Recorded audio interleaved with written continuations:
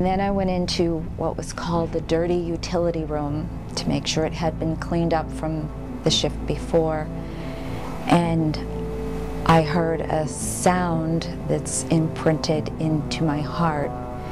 And it was just like a little purring sound. And I turned the light on, and there on this dirty utility counter was a child laying there.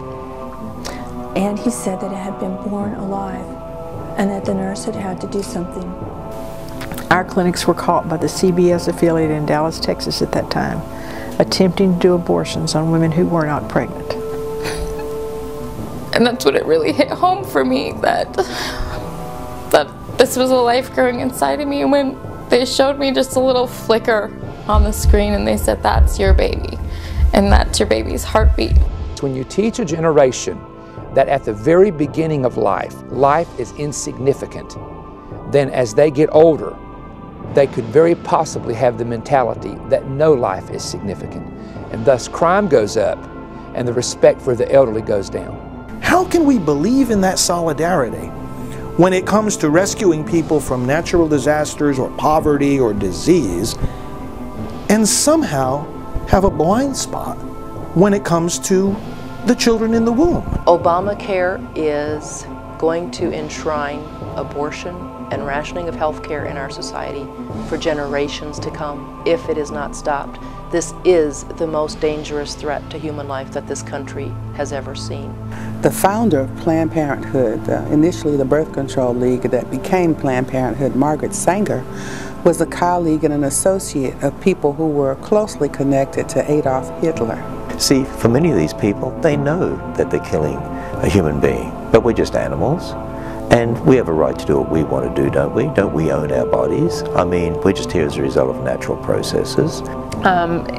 They say they want no God. They say they don't want the Bible to be the authority and the focal point, but what kind of world are we going to live in if we don't have those things? But there is no right and wrong.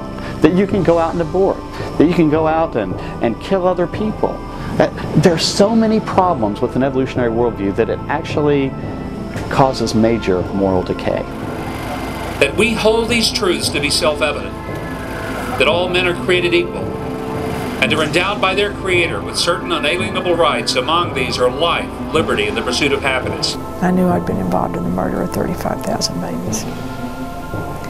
The death of one woman, the maiming of 19 other women. No matter what you've done in the past, it doesn't matter, because, you know, we're still here, and as long as we're here, He wants us happy. The most important thing is to know that we have a God who loves us, who died and forgives us. In the most controversial film of our time, one small voice will speak for millions. The voice of John.